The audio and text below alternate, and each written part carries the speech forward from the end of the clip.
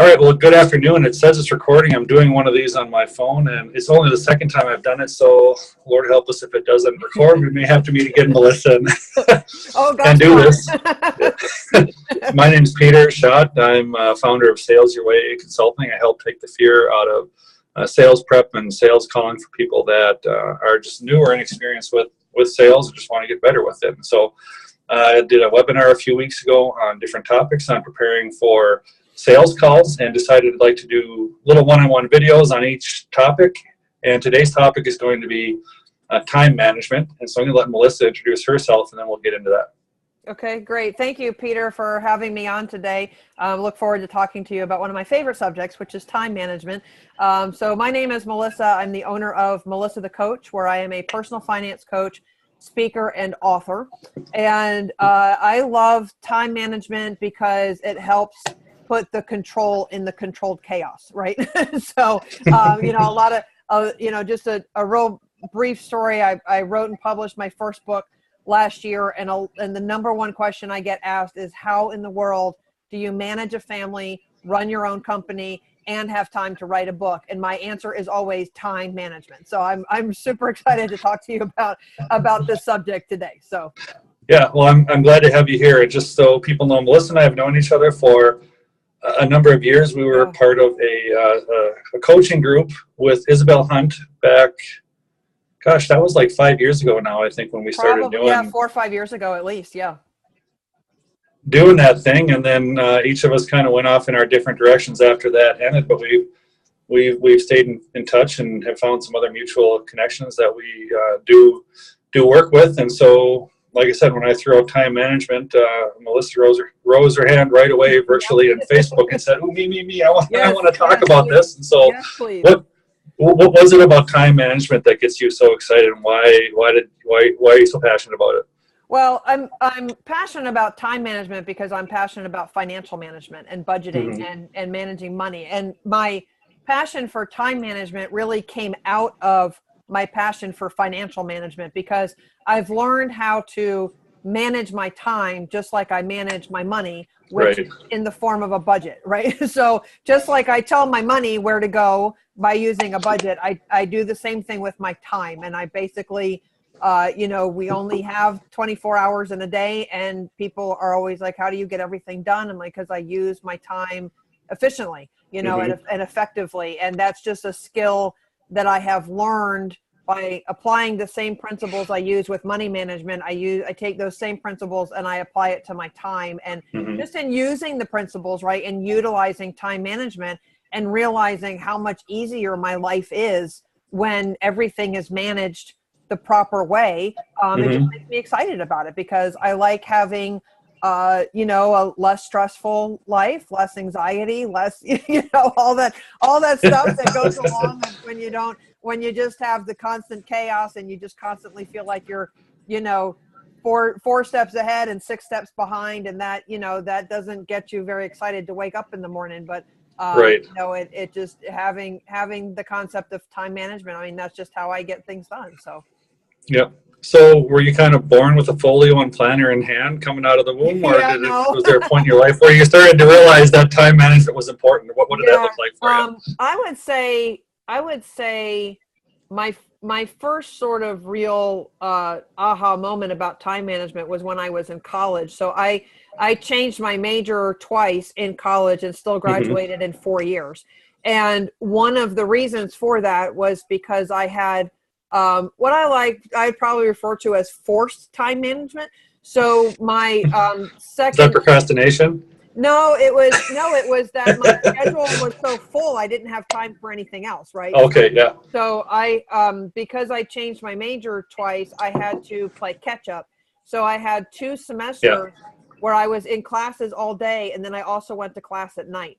So that forced me to take a look at my schedule and go, oh, I have to do my homework between 2 and 3 every afternoon, because I don't have time to do it at night because I'm sitting in class, and that's really where I got the first sort of, like, oh, this is how time management works. Like, we don't just, go from hour to hour wandering through our day. Like, we kind of set it out. And then as I graduated college, I went into my teaching career. And so there's a lot of time management, involved in that. And I taught high school kids. So of course Right. I had to be the role model, right? So I couldn't be late for class. Yep. I couldn't be, like I had to manage my time appropriately, And And practice what you were preaching. Yeah. right, exactly. And then just, transitioning from that career into, becoming a wife and becoming a mom. And our boys are 13 months apart. So there's when they were little, there was a lot of time management involved in, getting them on a schedule and all that sort of stuff. And then as they started school and, get into different activities and, my adult responsibilities do not change just because my kids have after school activities, right? It's not like I can say, oh, I don't have time to pay the bills because my kid has to go to golf practice or whatever, whatever it is. So I've just sort of had to learn how to manage and evolve as different things have been added to my life and just create a system that works well for me. Was there a specific moment or an aha time where your mindset about time changed to where you could kind of see it that way and be more proactive about it? Or I'm trying to think. I don't know if there was one specific moment. I just, like I said before, I just know that when I don't apply the principles of time management and things just go kind of bonkers all over the place, then I don't like that. So it's just sort of been, like, I guess, trial and error, to say, oh, okay, yes, the time management. I mean, sometimes it can be a pain, right? But if I don't do it, then things get out of control. It's more painful. Yes, it's more painful, and it takes me more time to fix things than it did to just do things right in the first place. So. Right. I think for me, it was, I got to a point where I realized that time is probably my most valuable asset. Yes. Number one. And number two, I'm in control of how it's spent. Yes. And used. Yes. And it's not someone else or something else or my job or my family or my whatever that's dictating that. It's me. And so I need to own my most valuable asset and use it wisely. And so then I started to look more specifically at ways that I could manage my own time better. And Right. Like you, there wasn't, I think, one specific moment. It's just over time you start to realize that. Right. And I would say too, because when we were just talking, this brought to mind, when I started my company 6 years ago, I had somebody give me a very important piece of advice. And it was that I run my business, my clients don't run my business. So putting those, Right. learning about time boundaries and that was a really important lesson, because it would be very easy for me to allow my clients to dictate where I spend my time, and yes, my clients need my time, but, just like she gave me a perfect example about how, I don't call my doctor and say, I'm coming to see you at 3:00 Friday afternoon. I call my doctor and say, I need to see you. When is your first available appointment? And just treating the business in that way. And that was very helpful advice for me, for sure. So what, if there's one thing you'd want people to walk away from this understanding about time management, what would it be? Well, my most favorite tool is a technique called time blocking.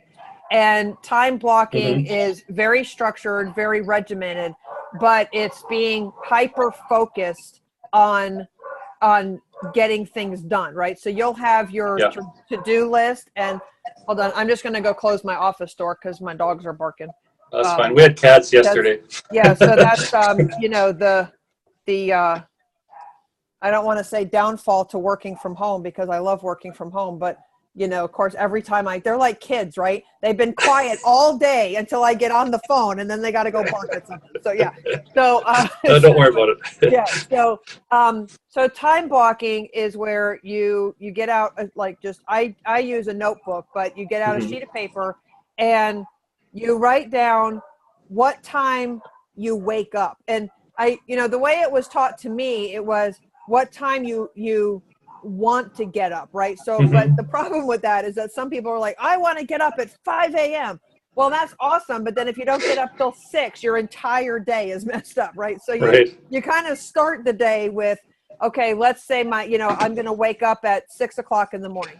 So then you go every hour, you start at 6 a.m. and you do 6 to 7, 7 to 8, 8 to 9, all throughout your day until you get to the point where you want to go to bed. And again, people will say, well, I've got so much work to do, I'm not going to go to bed till 11 o'clock. Okay, but if you want to go to bed at 9, then that's when your day ends, is at 9 o'clock. And then if you want to stay up 2 more hours, you can. But if you feel like you need to go to bed at 9. So for example, my time blocking schedule runs from 6 a.m. until 7 p.m., right? That doesn't mean I go to bed at 7, but that means that that's the time I have to get everything done. And then I have like some open time in the evenings. And basically you just assign a task to every hour. So, and this is how I wrote my book. So I would sit down and I would designate like 2 hours a day or 1 hour a day. Like I did not write for like 5 and 6 hours a day, right? Because I didn't have time for that. But I broke it up into chunks. So I'm like, well, if I can sit and write on Monday morning from 9 to 11, and then I can get a lot of words put in, I can get a lot of stuff done. And so the important thing about time blocking is that if I put down from 9 to 11, I'm writing my book, then that is the only thing I'm doing for those 2 hours, right? I'm not answering my phone. I'm not on Facebook. I'm not doing anything else except that task. And it's just being hyper focused on one thing at a time until either the task is complete or that time block is complete. And then at 11 o'clock, you know, like usually what I did was then from 11 to 12, I would be like lunch and emails, right? Because I can take a 15-minute lunch and then I can work on emails for 45 minutes or whatever, you know, whatever the time would be. The important thing that I found with that is that you have to have an hour somewhere in the middle of your day that says free time. Because if something happens, you know, in the morning to mess up your schedule, you at least have that hour to try to get back on track, and your whole day is not a wash, you know. Well, I was going to ask you, how do you go about making adjustments? Because it's one thing to lay out a plan at the beginning of the week, and then, you know, life happens and things go. So what does that look like for you during the week to kind of adjust and adapt to things that come up? So I lay out my weekly schedule every Sunday night. My husband and I have a meeting every Sunday, and we go over the week and we make sure, you know, everybody knows who's doing what and all that kind of stuff. And then I don't do my time blocking until the night before, right? So in the evenings after dinner, like I'll come in the office and make sure my desk is clean. That's the one thing I always do every night, make sure my desk is clean so that when I come in here in the morning, I have a clean desk, right? So the desk is cleaned off, everything's back to where it needs to be. And then I'll make my to-do list. And then I'll have, and then like even on my to-do list, I highlight the things that have to be done like the next day, like no matter what, because there's always some things that are time sensitive, right? And then I do my time blocking basically based on my to-do list, you know. So sometimes my time blocking is not from 8 to 6. Sometimes it's from 8 to 1. And then at 1 o'clock, I just kind of have free time for the rest of the day, you know? So it just sort of depends on what I'm working on at the time and what it is that needs to be done and all that kind of stuff. But I don't do that regimented of a schedule of that time blocking until the night before. You don't want to set yourself up to fail. Right. That's exactly right. Yes. And I don't do it every day either. So some days are a little more free flowing than others, but you know, if there's, like I said, if there's really things that I need to get done, then the time blocking is what really works. So. Right. Well, blocking time is really good. There's a book called Deep Work by Cal Newport where he talks about people's level of concentration is usually so shallow when you're checking notifications, checking emails, that you don't dive into things. So having blocks of time where you can dive into whatever it is for you is really important. And you consistently hear people that are successful talking about blocking time like an hour or that at a time to focus on one specific thing. And then the other thing too I like is how, you know, you talked about your planning and preparation. There's a different way for everyone. Like you've got your notebook, some people have their digital calendar, some people have just a sketch pad that they do things on, other people it's a whiteboard. There's no one size fits all to time management. Really just kind of like putting things down so you can kind of line up what's important for you to get done what you need to do, whether that's hang out with your family or draw or go for a walk or, you know, plan your business. It doesn't have to all be just mechanical and work things, right? Right. Well, it's all the things that are important in your life. Right. Like I just spent the last 2.5 months training for a 5K, which I ran last Saturday. And, you know, again, I get the question, like, how did you have time to run for a 5K? Okay, well, because I had this idea in my head that I wanted to run a 5K. So I found out when one was, you know, figured out it was going to take me 2.5 months to train for one because I'm not a runner. I'm still not a runner, but that's a different story, you know. And I sat down, and I sat down with my calendar and I was like, when do I have time in my calendar to run? And then I thought, well, I have Monday, Wednesdays, and Fridays, you know, for 30 minutes, and then eventually it's going to be 45 minutes, and eventually it's going to be an hour. So I started off with small blocks of time, and then I just worked my schedule. You know, I mean, that's the one of the greatest things about being an entrepreneur, right? Is that I set my schedule. And so I just set my schedule to where on the days that I was running, my work day didn't start till 10, you know, because I needed the time in the morning. And I knew that if I didn't train in the morning, I wasn't going to get it done because I'm too tired at night to go out running, you know, so I had to do it first thing in the morning. So it's just about setting up the priorities, first of all, and then working through your goals, and then figuring out where in your day things get done. And generally speaking, Sundays are my complete day off. We don't do anything on Sundays except go to church. Same here.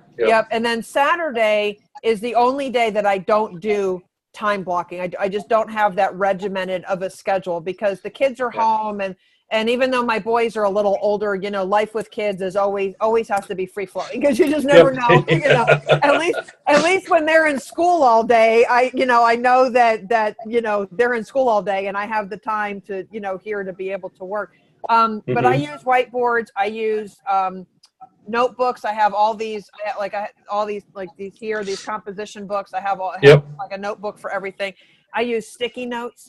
And I use Siri. Like Siri is my free personal assistant, right? So I will all day long. It's Siri, remind me to do this, or Siri, set an alarm. You're the second person that said that, by the way, and I use Siri too. So for me, I try to help people change their mindset about time to number one, get out of this worship of being busy, because there's a difference between being busy and being productive. And then the other thing too is when people say I don't have time, I try to get them to rethink that as it's not that you didn't have time, it's you didn't make time. And it's a small shift in language, but it really changes how you look at time and really owning it. So, well, I want to thank you for coming. We're getting close to the end of the time here, but if people want to, speaking of time, we're almost on to the next thing. So if there's ways that people want to get a hold of you or kind of know more about what you're doing, what's the best way for them to do that? Sure. Yeah. The best way is my website, which is melissathecoach.com. And then I'm on Instagram and Facebook as Melissa the Coach.